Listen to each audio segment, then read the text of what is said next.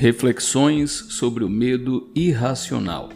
Estamos deixando de viver por nada. Poucas coisas na vida são tão nocivas quanto o medo. O medo nos paralisa, nos traz dúvida, coloca incerteza em cada passo que damos e torna a nossa vida mais pesada e infeliz. Ainda assim, por mais paradoxal que possa parecer, o medo é também um importante instrumento para a nossa sobrevivência. É ele que nos possibilita acender o alerta diante de uma situação de perigo, por exemplo. Ocorre que o ser humano é capaz de experimentar duas espécies de medo, se é que podemos assim classificar. A primeira delas é a do medo concreto, real. É aquele medo relacionado à nossa sobrevivência numa situação efetiva de perigo. Este tipo de medo é fundamental porque serve como efetivo alerta diante de uma situação de risco. A partir do medo em situações como esta, duas respostas são possíveis: lutar ou fugir. E isso é instintivo. A reação de lutar ou fugir é reconhecida e estudada pela ciência. É também chamada de reação de estresse agudo e foi descrita pelo médico Walter Bradford Cannon em 1927. De maneira muito simples, a partir da iminência do perigo, nosso sistema nervoso simpático, esse é o nome técnico, é acionado de maneira mais intensa e o resultado são alterações nítidas em nossa fisiologia, como por exemplo, aceleração dos batimentos cardíacos, descargas de adrenalina, elevação do nível de açúcar no sangue, entre outros. Tudo isso para garantir que agiremos com toda a energia em caso de luta ou de fuga. Tudo em nome da nossa sobrevivência física. Até aí tudo bem. O problema começa quando experimentamos algo parecido, mas diante de uma situação que não envolve risco efetivo. O problema é quando isso não passa de ficção. Então chegamos ao segundo tipo de medo, o medo irracional. Antes, é preciso que você entenda algo importante. Nosso cérebro não consegue distinguir efetivamente as situações reais das imaginárias. Sim, isso mesmo. Nosso cérebro é, de certa forma, meio bobo. Vamos fazer um teste? Pense em um limão. Agora, imagine-se pegando uma faca para cortar este limão que está em sua mão. Pegou a faca? Pronto. Agora imagine-se cortando este limão ao meio e então pegue uma das metades e passe em sua língua. Eu arrisco dizer que sua boca salivou neste momento. Na verdade, eu apostaria até mesmo um chocolate contigo. Mas onde está o limão? Apenas em sua mente. Ainda assim, seu cérebro não percebe essa distinção. Você simplesmente pensou e este pensamento desencadeou uma sensação. Na verdade, todo pensamento tem o potencial de gerar um sentimento correspondente. E este sentimento, por sua vez, carregado de emoção, tende a nos levar a determinados comportamentos. Pensamentos, sentimentos, comportamentos. Por isso é tão importante estar de olho nos padrões de pensamento que traz consigo. Lembre-se mais uma vez do limão. Pois bem, como o nosso cérebro é meio bobo e não distingue realidade de ficção, muitas vezes vivenciamos um medo que é totalmente irracional, mas que gera em nós uma descarga emocional e fisiológica intensa, tal qual estivéssemos num contexto de risco de vida. Dá para imaginar os prejuízos disso ao longo do tempo?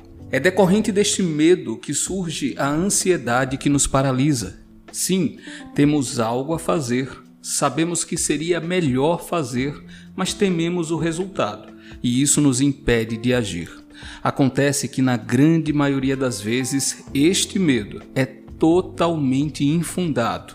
A revista ResearchGate publicou um estudo realizado em 2019 pela Pennsylvania State University nos Estados Unidos que revelou algo surpreendente.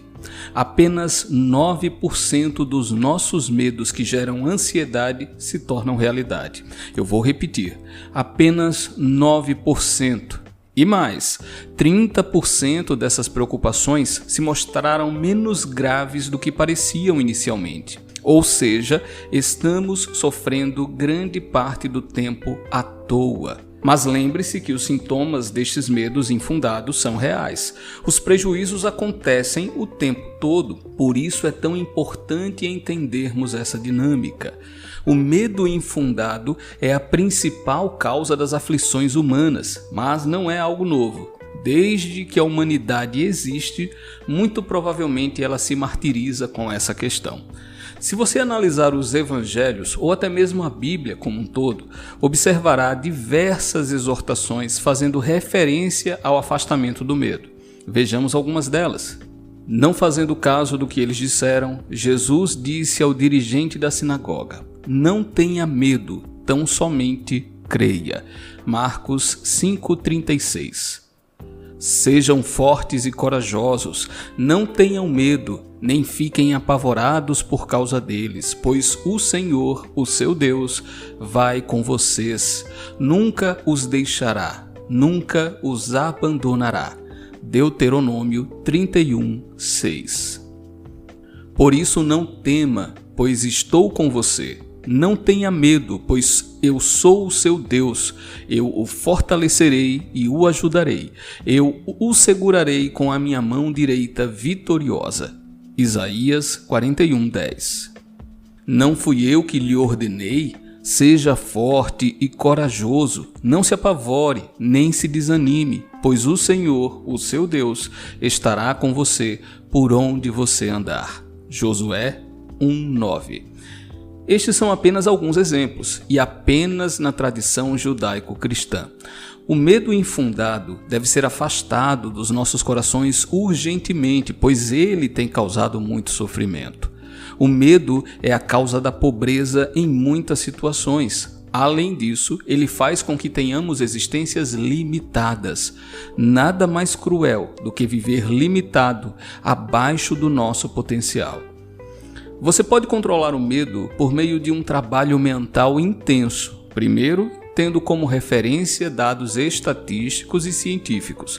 Como vimos anteriormente, apenas 9% dos nossos medos infundados podem de fato se materializar. Masaharu Taniguchi, o líder da Seichonoye, uma filosofia profundamente influenciada pelo budismo, assim escreve em seu texto Um Dia no Reino da Vida. Meus filhos, nada temam, não tenham receio de coisa alguma. Tudo aquilo que vocês temerem ou recearem acabará tomando forma.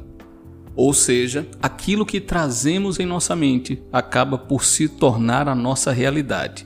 Lembre do limão. Isso consta também no livro de Jó, na Bíblia, onde encontramos: o que eu temia veio sobre mim, o que eu receava me aconteceu.